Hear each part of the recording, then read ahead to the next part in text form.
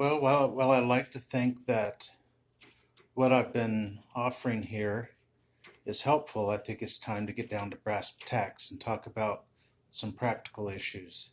The first issue is that if you're going to be homeless for a while, whether you're at a shelter or you're on the street, you have to have a game plan for how to keep yourself as safe and secure as possible. Now, that doesn't mean that you have a game plan so that nobody beats you up or whatever. What I'm talking about is having a game plan so that you're able to keep yourself from becoming too ill or from just losing hope or getting lost. I saw the crowd at the shelter.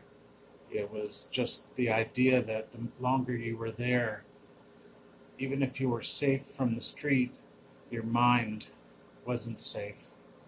So I've just gotten over a bout of illness the last few days, and I had a doctor tell me that when you're homeless, that leaves your immune system compromised. And I can believe that. I don't know the science behind that, but I believe it. So I haven't been homeless. I recorded this in the beginning of November 2019. I haven't been homeless since April 2019 because I needed surgery.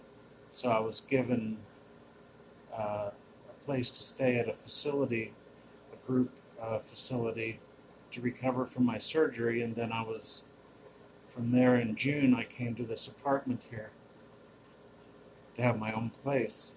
So I'm lucky. But you know what? I still get sick easily. I still have my clothes sort of piled up in the closet. Even though I have a closet now, I don't tend to put things away because in my mind, I'm still homeless. Now I know that doesn't make sense because I've got a place to stay and I'm doing, relatively well, even if I'm sort of trapped here because I'm not, I'm not completely healthy. But so how do you avoid having that mentality of homelessness? Well, the first thing you need to do is to make sure that you take care of the basics first. The very first thing that you're going to need to make sure you can take care of is a way to get mail. I can't tell you the number of times not being able to get mail affected me, and I can't, and it was an easy thing to fix. But you get the habit of thinking there's got to be a program or somebody that will take mail for you. Like in my shelter, they wouldn't take mail. But now that when I discovered general delivery, I realized I'd rather have my mail go to the post office and I pick it up, even with their limited schedule for pickups, than to trust anybody else with my mail. There could be some very important things coming your way that could really help out your situation. It could be for the time being there isn't anything, but that you may need to get some things and receive it and not have it tied to your homelessness. So first thing, go to your nearest post office and tell them you want to receive general delivery mail there. They'll have you fill out a form, and then you can check the mail once a week or whatever the case may be. You want to fill out a change of address card so that you're changing your mail from wherever you were to the general delivery address. And that way, at least you've got that much safety and security when it comes to mail. Now, the second thing you want to be sure about is to stay clean. If you're on the streets, that can be more difficult, but there are many places that have mobile showers and many places you can shower. I don't know that that's true in every community, but scout it out. The most important thing is you need to figure out what you can get to in a short amount of time and then just have it be a part of your routine. If you're in a shelter, you can generally shower every day. If you're not in a shelter, then you may not want to take the time to do it every day. But the bottom line is you don't want to get used to being dirty. You don't want to get used to not taking care of yourself because it's not so much, people think we're lazy because we're homeless.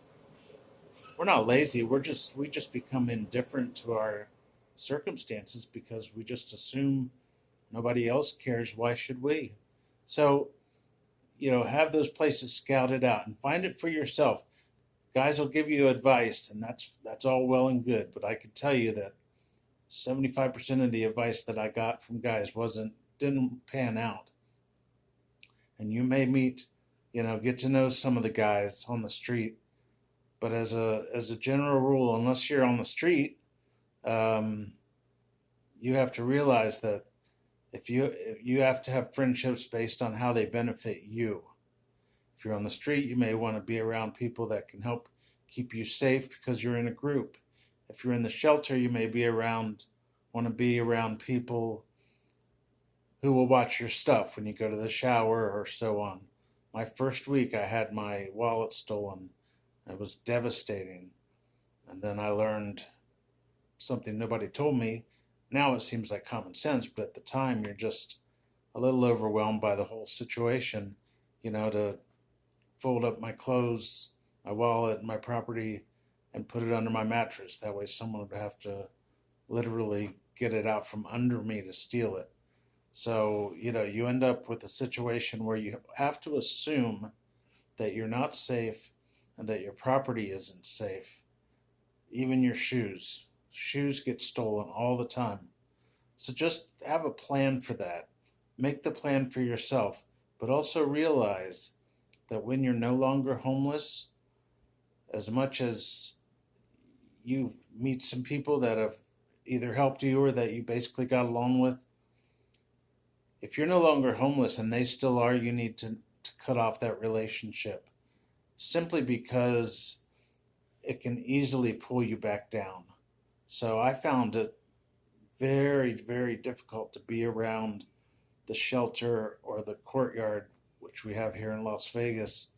Um, but eventually now I'm more open to it.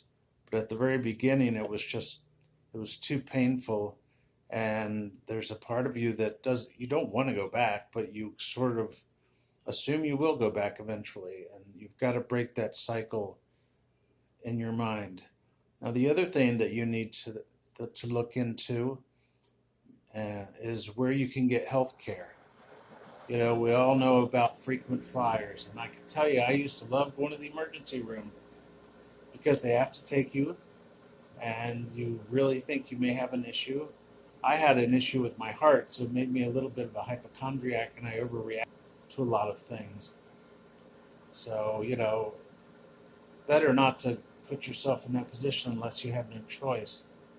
But make sure you go to social services, get a food stamp card, get Medicaid, and that's again where the mail comes in because they need to be able to send you your cards. Then once you have your Medicaid, you have health care. You actually will have better health care than anybody else out there that's not homeless.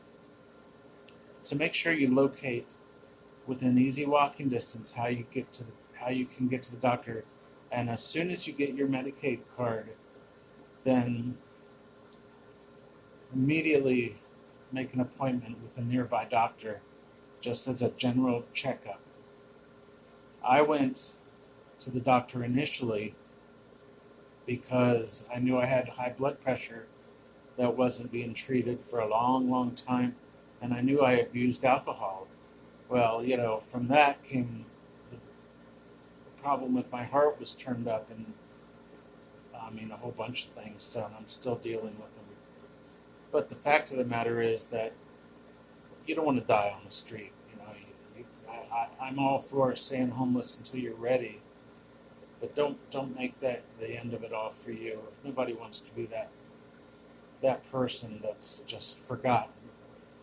So, life doesn't always set things up for you the way you want it, but you can set some things up for yourself. So you have to be independent. You're dependent on other people. You're dependent on agencies. You're dependent on the government.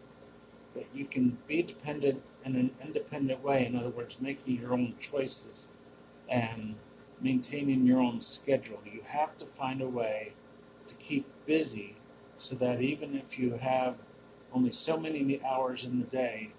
You have a routine. Now, one of my routines was to go to the courtyard, which is a city-run outdoor uh, facility that had where they would lay out mats at night so the homeless could sleep there. I slept at the shelter across the street, but I started going, instead of going to the day shelter where I was exposed to the noise and the craziness and the staff, I would go to the courtyard, and I found, at first you're just sort of hanging out, but I found a few ladies that needed help. And so I would go to the store for them.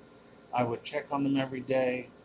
And the other thing is you start to learn where food giveaways are happening.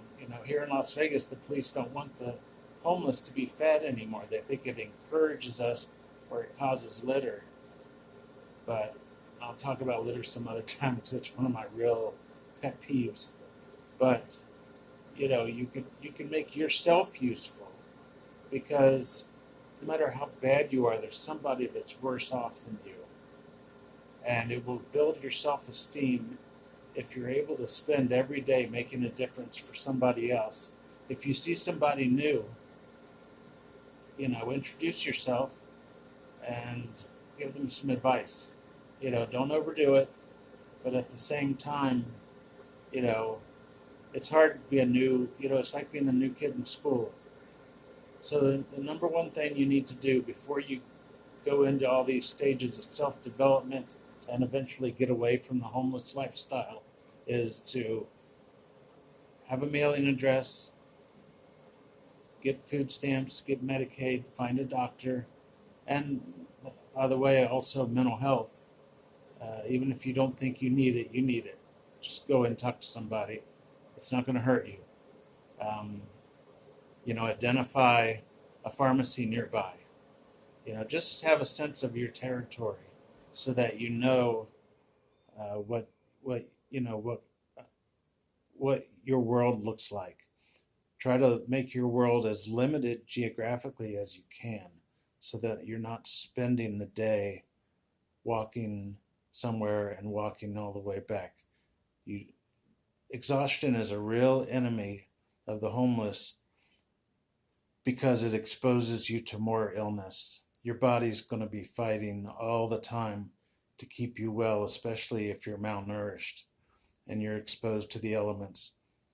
And I can tell you, Las Vegas has a pretty good climate all in all, and it rains very rarely. But you're exposed to the elements either way, so you want to make sure that you're safe.